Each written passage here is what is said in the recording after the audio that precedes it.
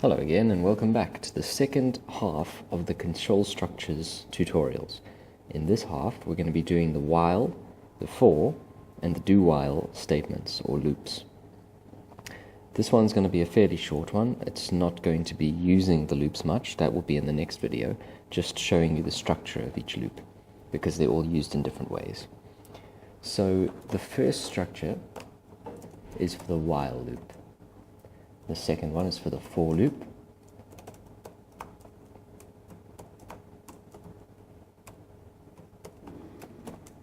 And the final one is for the DoWhile loop.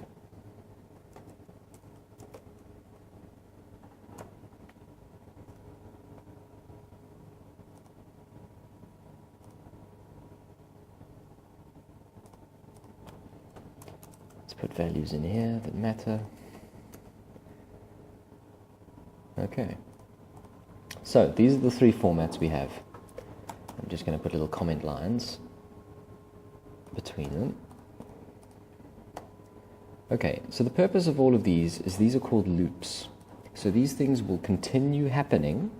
It'll go in loop, a circle. They will continue happening until whatever the check is becomes false. So this, what I've done here, while true, will continue forever. It will never stop, unless I use something inside to stop it, like break. So I'm going to have a variable up here that I can use to control these things. So let's make this a small number, 5. So while x is greater than 0, this comparison here works exactly like an if statement. It says, check, is this true? Yes, go inside. Check, is this true? Yes, go inside. Check, is this true? Yes, go inside. Until check, is this false? And then it jumps, it goes out here. So it leaves this whole loop. So what we're going to do in this loop is we're going to see out x is not 0, or x is greater than 0. Alright, comment out these ones for now.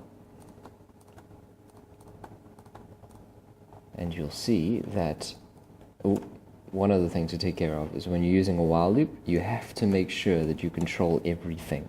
A while has less control, but more versatility. You can use while for a lot more things, but you do have to keep track. If I didn't put this here, then x would never change. X would start off with 5, it would be greater than 0, it would output x is greater than 0, and if this wasn't here, it would go back here. Is x greater than 0? Yes, x is 5. Do this. Is x greater than 0? Yes, x is 5. Do this. And so on to infinity. So what we've done here is we're going to minus x. We're going to make x smaller by 1 every time we go into this loop.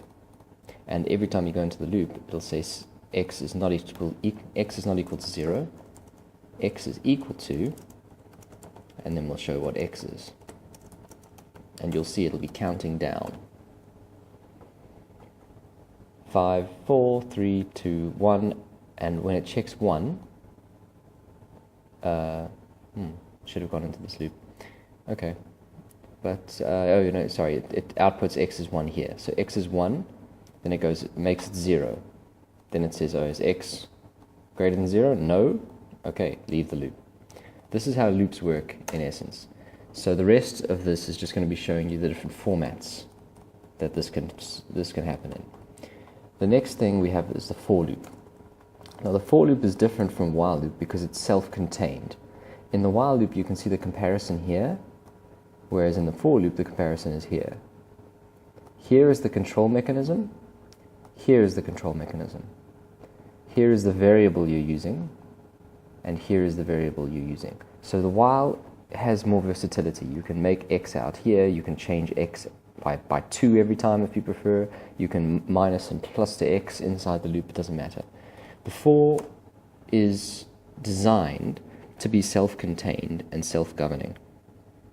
So this loop is designed to go from 0 until 9, so until I is less than 10. So this loop will run 10 times. So if I see out, this loop must run 10 times.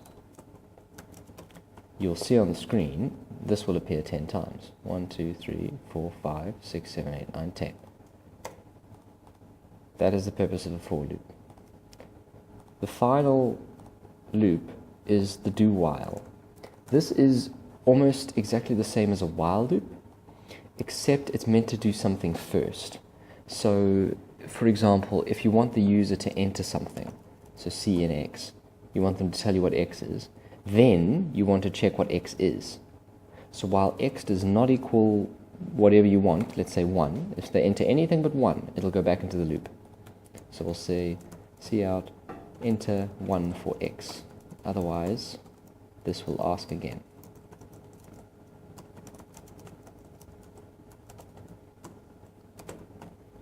Now this, we're using X, okay. So this will ask for X first, then it can test for X. If we didn't have a DoWhile, say let's use this one, and X is equal to 0, it'll never go in here because you do the test up here and you don't actually go inside the loop. That's what the DoWhile is for. You go inside, you do some stuff, then you test if anything's right, otherwise exit. So this one, you'll see, alright, so we're going to enter 1 for X. Let's enter 8. Oh, okay, it's asking me again. 9, 3, 5, whatever you want to enter. If you enter 1, it's going to jump out of the loop because X is equal to 1. This loop will continue while X does not equal 1. So this is opposite to this. This checks if this is true, go inside. If this is false, exit.